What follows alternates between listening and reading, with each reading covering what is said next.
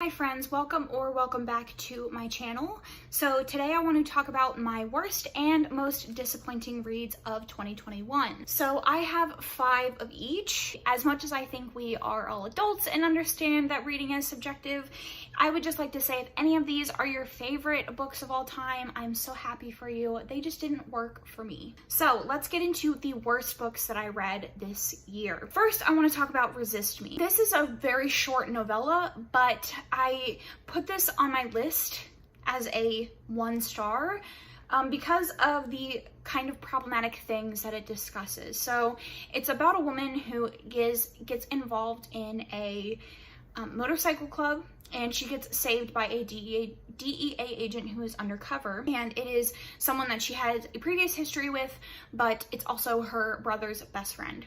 And the issues that I had lie in the unquestioned things that went on in here. Things like saying that men that took care of their hygiene and played video games were ruining our society. So I don't really need to talk anymore about why I didn't appreciate the things that were being discussed in here, why I gave it 1 star. Let's move on. Next, I gave 2 stars to Not His to Touch. This is a Guardian Ward romance, and the hero takes over as the heroine's guardian after her father and his mentor pass away. Now, this sounds like a fantastic setup. However, I did not like the back and forth relationship. It was constantly them arguing, them making up, them arguing, then making up.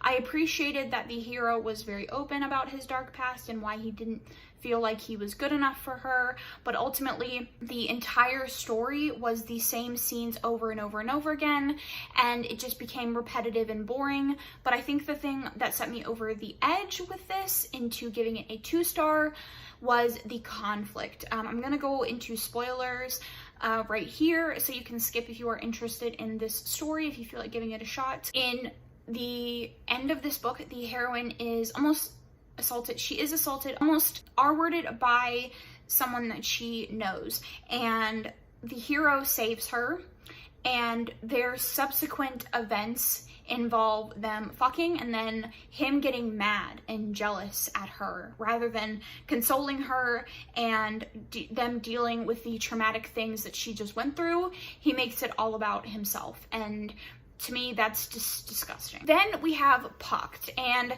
this is 2 things that I don't like. It is a rom-com and it is a sports romance. The issues weren't really with the sports, it was mostly with the comedy aspect. This is a brother's best friend, and the heroine is interested in a guy from her brother's pro hockey team. The issue that I had mostly with this was the jokes. They were incredibly crass and disgusting, and I just didn't appreciate that brand of humor. That's not really my thing. Use of Beaver over and over and over again, and an entire scene where she like plays with his foreskin. Like, just the brand of humor is not my thing. I also found the heroine to be incredibly malicious towards other women, and she was constantly calling the hero a whore, and I just didn't really like the jokes, the language used in it, and I have no interest in continuing. I know this is an incredibly popular series, but the humor is just not for me. And then the last worst is the worst book I have ever read in my life, and that is R.I.P. by Charity B. I have an entire dedicated reading vlog to this because I thought it would be funny and it would be humorous, and honestly it's just a horrifying experience. This is about a family who kills bad people, and then it becomes like an incestuous relationship between the brother and the sister, and there is a lot of awful things in this book. There is marital rape, there is rape between a mother and the brother, a mother and son, the actual relationship itself. there's a lot of other gory and disgusting details. Gore and those things don't bother me. Like seeing people, you know, sawing people's body part, like I don't care to read that. That doesn't bother me. It was just the other elements that made it all so disgusting that I don't understand why this would ever be considered romance, erotic, like anything that isn't supposed to inspire those like good feelings in you. I just don't get it. I don't get it.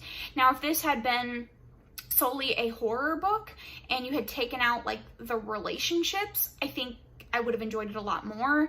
But knowing that people think that this is like erotic in any way is disturbing, and I just, it's the worst thing that I've ever read. I don't recommend it. Like, no, I don't even recommend it as a joke, which is why I read this. And no. So now we will be getting into the disappointing reads of the year. So some of these I gave 3 stars, some of them I gave 2 stars. These were just books that were very hyped and they didn't work for me. The first one that I want to talk about is A Kingdom of Flesh and Fire. I have a dedicated reading vlog for this one as well. It is the second book in the From Blood and Ash series. I really liked the first one. I gave it a 4-star. I did think that the world building was a little convoluted and it was also a little info dumpy, but I was willing to excuse that away. I was excited for the second one and it just let me down so much. It's a very, very long book of them doing absolutely nothing except having the same fights over and over and over again. And I believe that the time spent in this village was meant to endear the heroine to the hero's people, but it mostly just felt like nothing was happening. She wasn't really interacting with the people, and then she also, like, all of that was just obliterated by the twist at the end. So it was just a massive waste of 600 pages, and it was honestly a little disappointing because I feel like if you liked fantasy romance in the last 2 years, you've heard nothing but praise for this series, and I just don't really see where the praise comes from. Next up was the Stopover. This was a really recent read for me. Now, I had heard nothing but fantastic things about T.L. Swan, so I kind of went into this expecting greatness. It is about 2 people, the hero and the heroine, that meet on a flight. They have a layover, so they have a one-night stand, and then the hero ends up being the heroine's boss. I felt nothing for this. I felt no chemistry. I felt like they were annoying. Nothing about this story worked for me, and it wasn't necessarily even the tropes that were in there, because I've read romances with similar tropes in them that I enjoyed, but I just didn't really feel anything. Characters were very, very immature, and I just didn't really enjoy them together, them separately.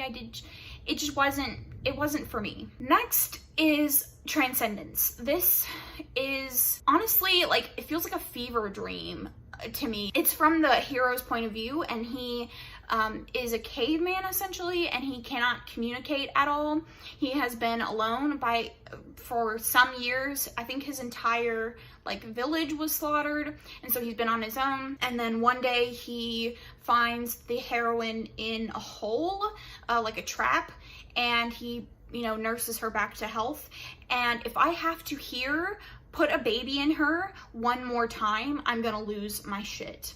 This, again, I don't understand the hype. I feel like I've read a completely different book than everybody else. I didn't find anything in this romantic or cute. I didn't like any of it. I didn't think that it was really all that interesting. They literally just go from cave to river to cave to river over and over again.